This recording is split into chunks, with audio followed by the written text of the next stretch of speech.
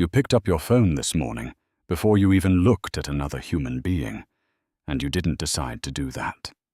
Something else did. Welcome to Maestro Psychology.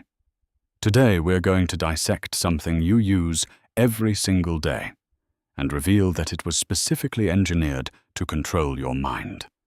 In Silicon Valley, there are entire floors of offices where neuroscientists, behavioral psychologists, and game designers work together. Their job title doesn't say manipulation, but that's what they do. Their product is not the app. Their product is your behavior. And the business model is selling your attention, second by second, to advertisers. You are not the customer. You are what's being sold. This isn't a conspiracy theory. It has a name. Economists call it the attention economy, and it runs on documented psychological exploitation. Let's go inside it. In the 1950s, psychologist B.F. Skinner put pigeons in a box. He gave them a lever. When they pressed it, sometimes food came out, sometimes nothing. Just random. What happened? The pigeons became obsessed. They pressed the lever compulsively, far more than when the reward was guaranteed. Unpredictable rewards create the strongest compulsion. Skinner called it variable ratio reinforcement. Now tell me, when you pull down to refresh your Instagram feed, what are you doing? You are pressing Skinner's lever. You don't know if something good is there. That uncertainty is the entire point. This is not an accident. Former Google design ethicist Tristan Harris confirmed it publicly. Pull to refresh was deliberately modeled on slot machine mechanics. He said, and I want you to hear this exactly, the technology is not neutral. It's a race to the bottom of the brainstem. Tristan Harris worked inside Google.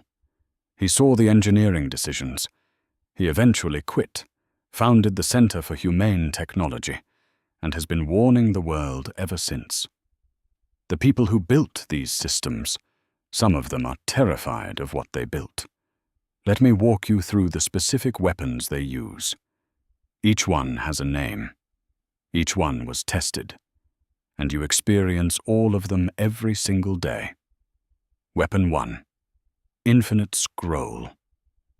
There is no bottom to the page. There is no natural stopping point. Before infinite scroll, websites had pages. You'd reach the end. You'd stop. That was a problem for engagement metrics. So they deleted the ending. Weapon 2.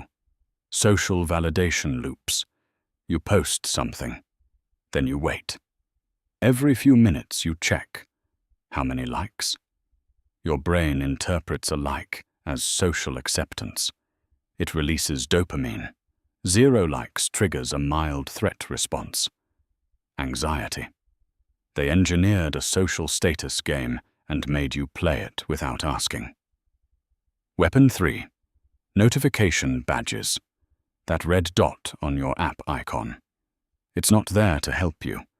It's designed to create psychological tension, the same feeling as an unfinished task.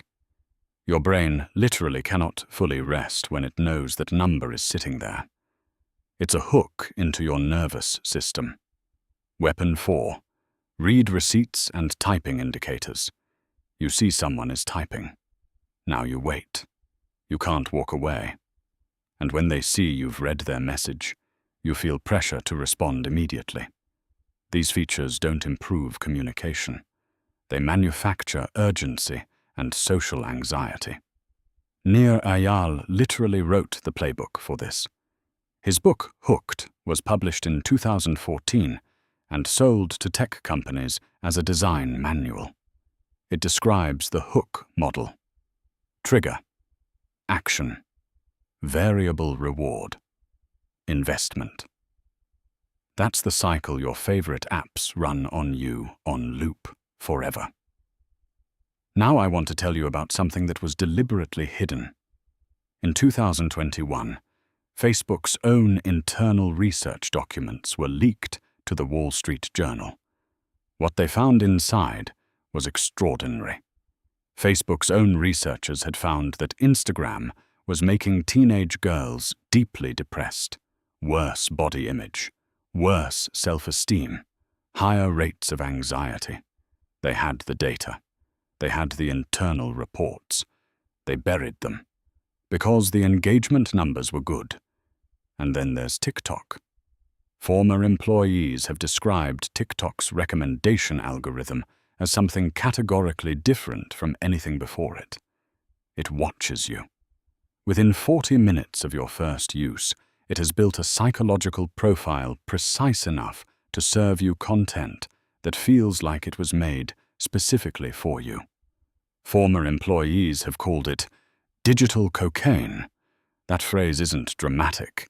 It's biochemically accurate. The dopamine spikes from short-form video are structurally similar to those from stimulants, rapid, intense, and tolerance building. You need more and more to feel the same thing. Johann spent 3 years investigating this for his book, Stolen Focus. His central finding: this isn't a personal weakness. It's not that you lack discipline. The systems are specifically designed to defeat your self-control. You are fighting a multi-billion-dollar engineering effort with nothing but willpower. Of course you're losing. Aldous Huxley saw this coming. In Brave New World, he wrote that humanity wouldn't be enslaved by what it fears. It would be enslaved by what it loves. We would not be oppressed by tyrants. We would be managed by entertainers. Read that again, and look at your screen time report. So what do you actually do? I'm not going to tell you to delete all your apps and live in a forest. That's not real advice. But I want to give you 3 things that actually work, and they come from people who used to build these systems. First, remove the slot machine mechanic. Turn off all non-essential notifications. Every notification is an external trigger designed to pull you back in on their schedule, not yours. When you control the trigger, you break the first link in the hook model chain. Second, introduce friction.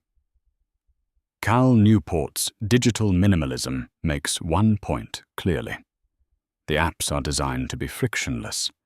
You want to add friction. Delete apps from your phone. Make yourself log in on a browser. That 30-second delay is often enough to ask, do I actually want this right now? Third, understand that your attention is the most valuable thing you own. Not your money, not your time, your focused attention.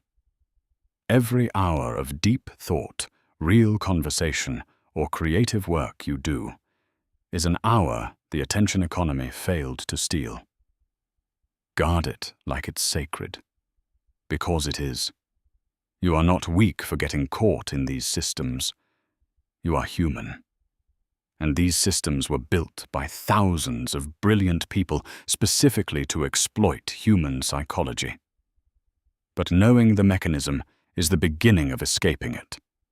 You can't fight what you can't see. If this video changed the way you look at your screen, share it with one person who needs to see it. Not for the algorithm, for them. I'll see you in the next one.